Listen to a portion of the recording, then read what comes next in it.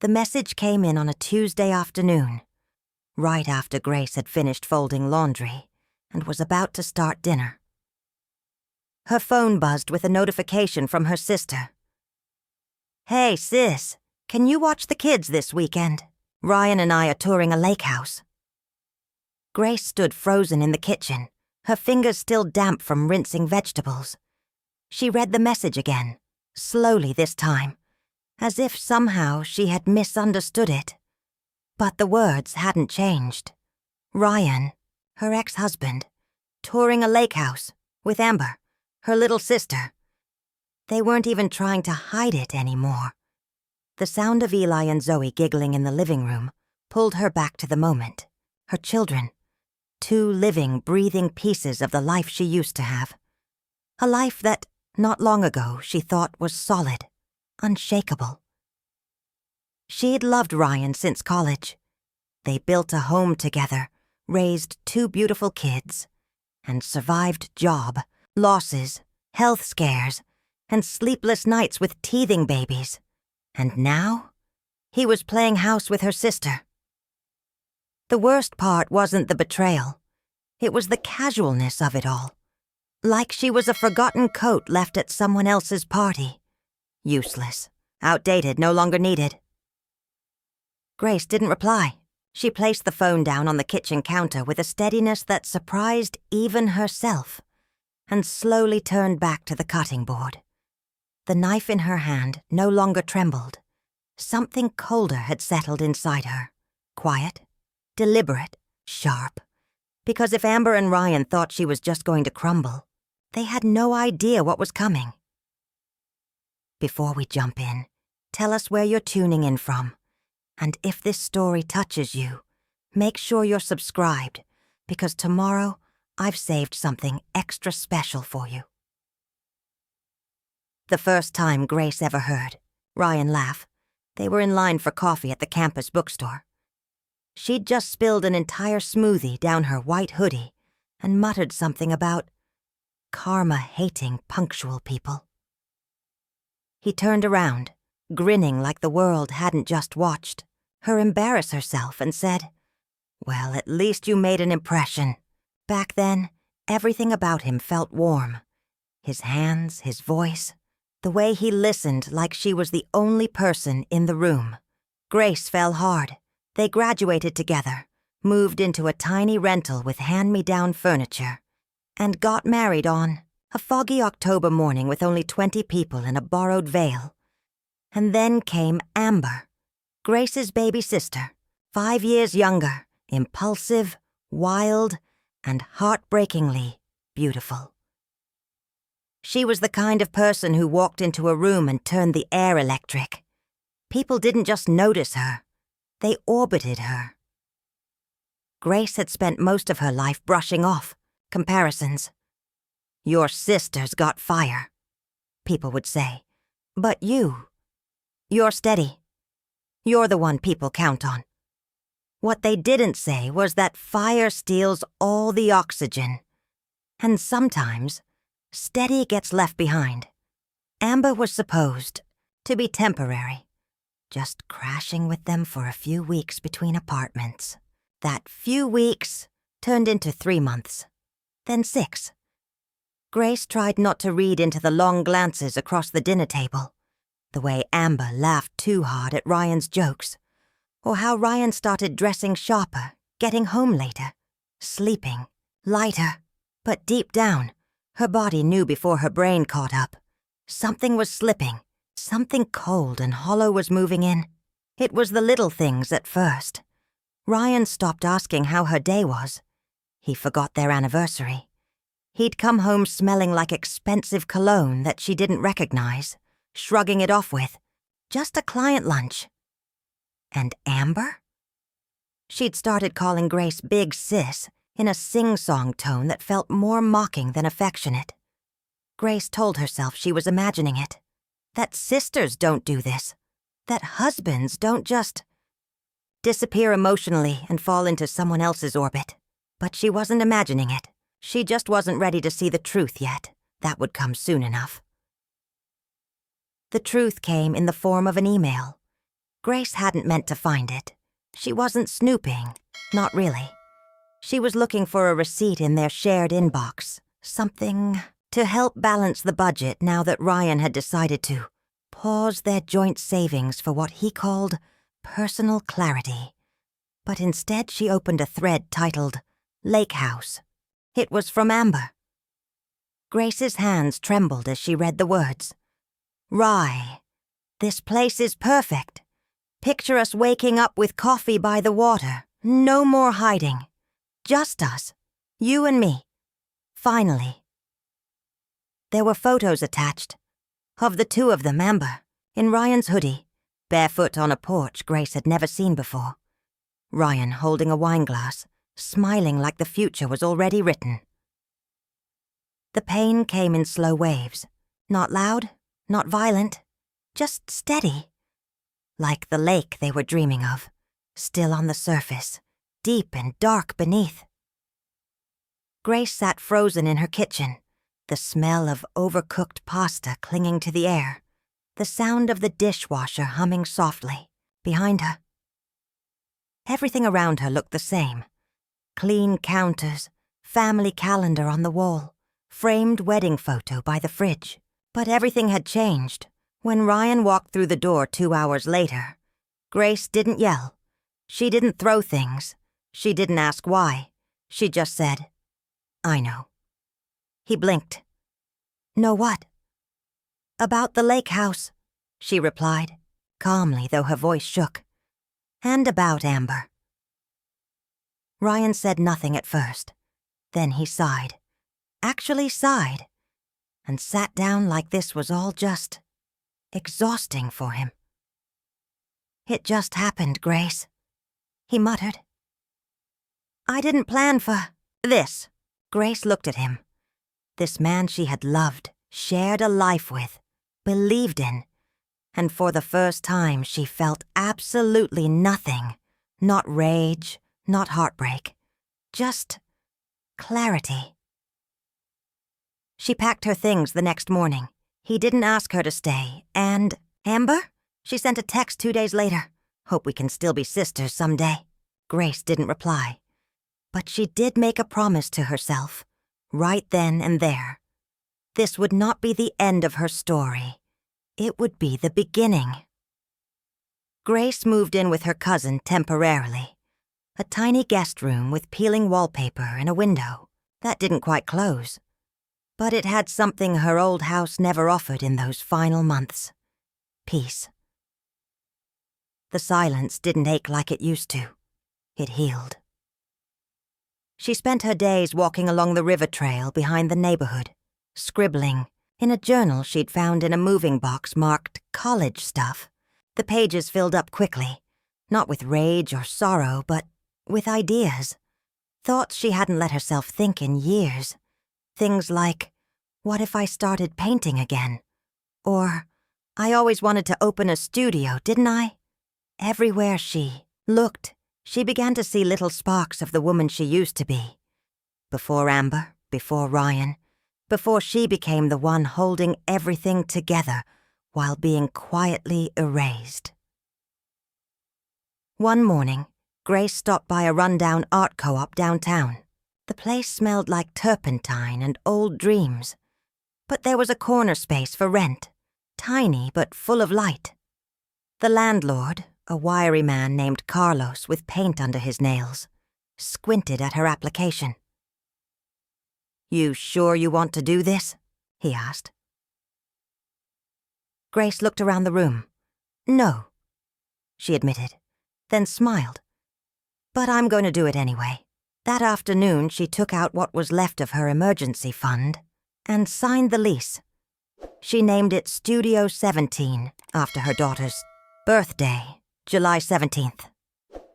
She hadn't seen her in 3 weeks. Amber and Ryan had full custody now, at least until the next hearing. But Grace wasn't going to disappear quietly.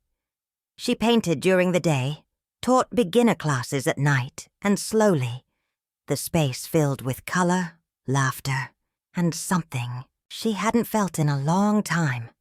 Purpose.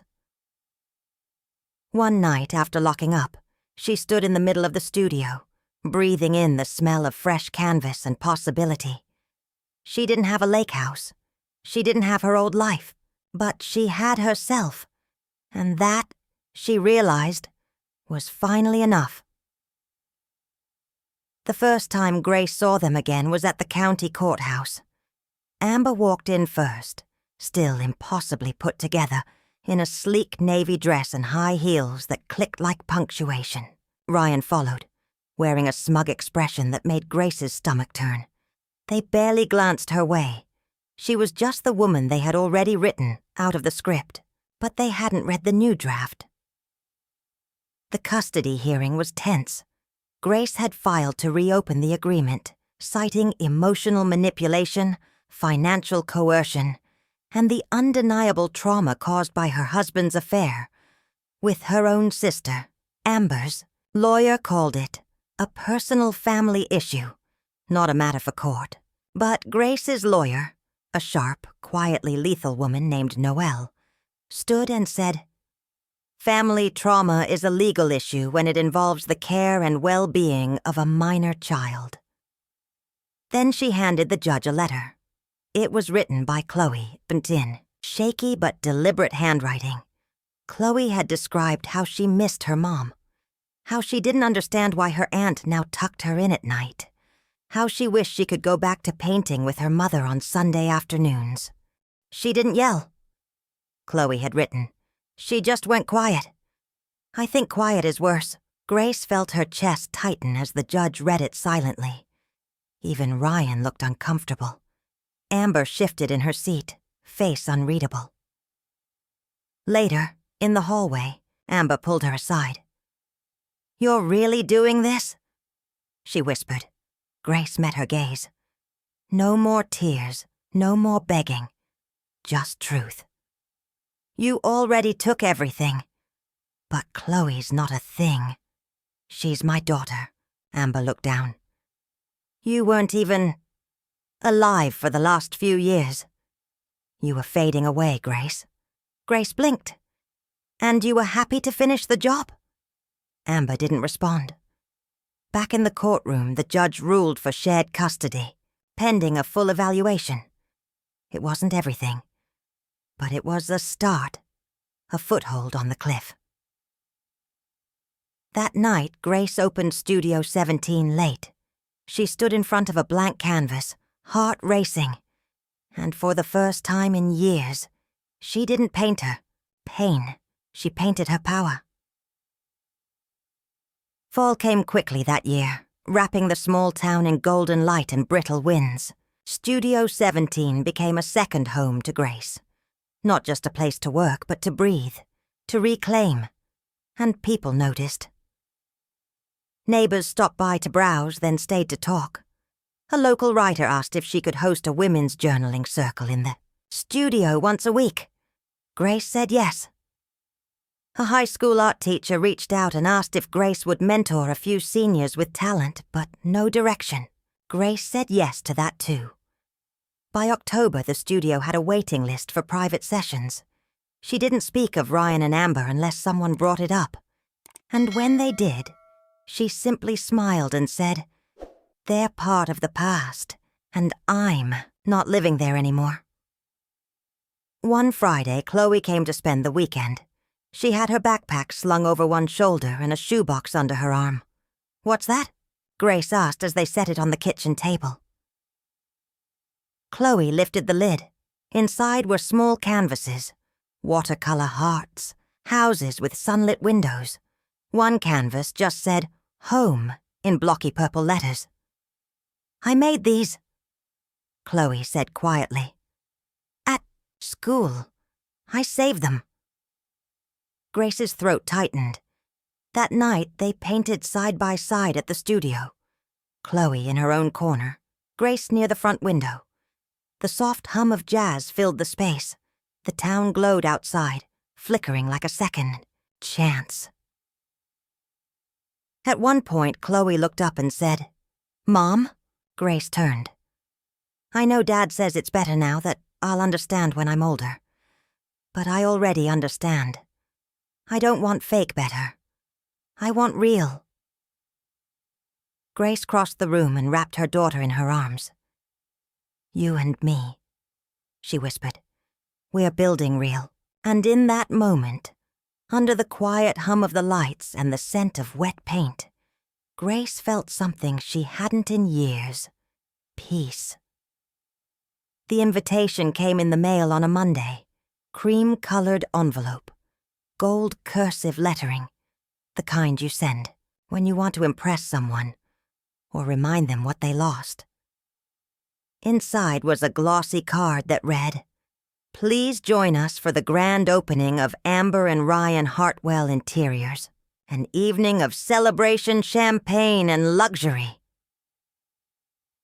Grace read it twice, then set it down without a word. She didn't need to attend. She didn't need closure.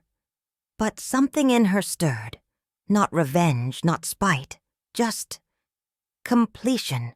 The kind you earn by showing up and choosing to stand tall. Friday evening came. Grace dressed simply. Black dress, soft makeup, one silver ring. The only thing extravagant was her quiet confidence. The event was held in a high-rise downtown. Velvet ropes, valet parking, a red carpet lined with candles. When Grace walked in, the room didn't fall silent. The music didn't stop, but Ryan did. He was standing near the bar, laughing at something Amber had just whispered, until he saw her. His smile froze midair. His posture stiffened like a man bracing for impact. Amber turned, spotted Grace, and clutched Ryan's arm like she'd just seen a ghost. Grace offered them both a smile. Not cold, not sarcastic, just finished. "Grace," Amber breathed. "We didn't think you'd—" "I know," Grace said softly. "You never do." She didn't linger. She walked through the space, pausing to admire the carefully arranged showrooms. Beautiful, sterile, soulless. She noticed the art on the walls, curated, expensive, impersonal. Then she left. Outside, she took a long breath of crisp air and looked up at the stars. In the distance, the lights of Studio 17 would still be glowing, soft and warm. Her daughter would be painting in the back room, the scent of acrylics in the air. And Grace would walk in, kick off her shoes, and pick up a brush. Because real beauty wasn't found in chandeliers or champagne. It was found in spaces built from truth, and she had finally built hers. A few weeks later, Grace stood in the middle of her own studio, barefoot on the wooden floor, holding a cup of coffee and smiling at the sight in front of her. Studio 17 wasn't just surviving, it was thriving. The walls were filled with artwork created by women who had never picked up a brush until they walked through that door. Women who came in quiet and left bold. Women who had once called themselves invisible, now impossible to ignore. That morning, the studio buzzed with laughter and soft music. Ellie, a retired nurse in her 60s, was showing a newcomer how to blend acrylics. 2 college students painted side by side, talking about heartbreak and healing like old friends. And in the far corner, Grace's daughter Lily was hosting a children's art class, kneeling beside a little girl with Down syndrome, gently guiding her through strokes of sunshine yellow. It wasn't glamorous. It wasn't featured in glossy magazines. But it was real. Grace turned to the window just as the mail truck pulled up. A letter slid through the slot and landed at her feet. It was handwritten, no return address. She opened it slowly. It was from Amber. "Grace, I know I don't deserve a response. I just wanted to say, I saw the article about your studio. I read every word.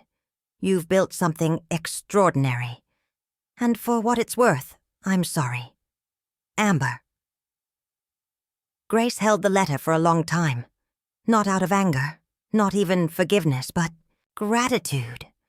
Because if none of it had happened, the betrayal, the collapse, the loss, she might still be living in that quiet desperation. She might never have discovered what she was truly capable of. She folded the letter, slipped it into her desk drawer, and returned to the studio floor. Lily looked up from the children's corner and called out, "Mom, we're out of yellow." Grace laughed, grabbed a fresh tube of paint and walked over. Because this was the life she'd reclaimed, and it was more vibrant than anything she'd ever dared to imagine. 6 months later, the lake cabin looked different. The porch had been painted a deep forest green. A vegetable garden grew wild behind the house, filled with tomatoes, herbs, and sunflowers that reached for the sky. Wind chimes danced in the breeze, and every window was flung wide open to let in the fresh mountain air. Grace stood on the dock, her bare feet dangling above the water, sketchbook in her lap. She wasn't drawing anything in particular, just letting her hand move the way it wanted. Her mind wasn't chasing deadlines or memories. It was still. Peace had found her here. Lily stepped out onto the dock with 2 mugs of tea. She handed one to her mother and sat beside her, tucking her legs under herself. "Are you happy, Mom?" she asked quietly. Grace didn't answer right away. She watched a dragonfly hover just inches above the water, its wings catching the sun like stained glass. "I didn't think I would be," she said finally. "After everything, I thought the best I could hope for was surviving." She looked at her daughter. "But I'm not just surviving anymore. I'm living. I'm loving. And for the first time in a long time, I'm proud of the woman I've become." They sipped their tea in silence for a while, surrounded by the gentle rhythm of the lake. That evening, friends gathered at the cabin for a potluck. There was no special occasion, just laughter, music, and a lot of second helpings. Children ran barefoot across the grass, dogs barked, and someone played guitar out on the porch. At one point, someone raised a glass and toasted Grace to the woman who reminded us that starting over doesn't mean starting from nothing. It means starting from experience. Grace blinked back tears, not because she was sad, but because the words felt so true. She had started from heartbreak, from betrayal, from absolute zero. And yet here she was. She clinked her glass with Lily's, smiled at the circle of people around her, and said only 5 words. "I reclaimed me. That's enough." The first snow arrived early that year, blanketing the lake cabin in a quiet hush. Grace stood at the kitchen window, watching the flakes fall softly over the trees. The world outside looked like a postcard, still white and untouched. Inside, the cabin smelled like cinnamon and clove, with a kettle humming on the stove and a pie cooling on the counter. It was Christmas Eve, and for the first time in years, Grace felt ready. Lily was in the living room, stringing popcorn garland with friends. Grace had offered to keep the celebration small, just a few people who had become family through the storms. No one who needed to pretend, no one who wore masks, just love, laughter, and truth. When the last guest arrived, Grace opened the door and froze. It was Claire, her sister, the woman she hadn't spoken to in over a year, the woman who had chosen betrayal over blood. Claire held out a gift bag like a peace offering. Her face was thinner, older somehow, as if regret had worn into her skin. She didn't smile. "I heard about the cabin," she said softly, "and I thought maybe I could stop by. Just for a minute." Grace looked at her sister for a long time. "Not everyone would let you in," she said. "I know. Claire replied. And I wouldn't blame you. Grace stepped aside. Claire walked into the warmth of the cabin, taking in the lights, the scent of pine and pie, the low hum of music playing in the background. She looked around like she couldn't believe it was real. I read your article, she said. The one about rebuilding after betrayal. I cried through the whole thing. Grace raised an eyebrow. Which part? All of it, Claire admitted. But mostly the line. Sometimes healing means letting go of the version of yourself that accepted so little. Grace smiled faintly. That line had been hard-earned. They stood there in silence, the crackle of the fire filling the space between them. Then Claire reached into her coat and pulled out an envelope. This isn't an apology. Not really. It's a letter I wrote months ago and never had the courage to send. I guess I thought you deserved to read it. From me. Grace didn't take it yet. She studied her sister's eyes. Are you sober? 4 months, Claire whispered. And trying. That was enough, for now. Grace took the letter. You can stay, if you want. 1 night. Claire's eyes glistened with something that looked like hope. I'd like that. That night, as snow fell gently outside the cabin, 2 sisters sat by the fire. Not the same as before, not healed overnight, but beginning again. Sometimes redemption didn't come as a grand gesture. Sometimes it came as an open door, a second chance, and the quiet grace to say, let's see what happens next. Sometimes it's not the loudest revenge that echoes the longest. It's the quiet reclaiming of self, the whispered, I deserve better, and the calm strength of walking away from those who never saw your worth. If Grace's story reminded you of your own strength or of someone you love, I hope it stays with you long after this video ends. And before you go, tell me in the comments, have you ever had to rebuild your life from someone else's betrayal? Leave if you've been through it, and if you're finally healing, and make sure to subscribe, because tomorrow I have a story that might just change the way you see forgiveness.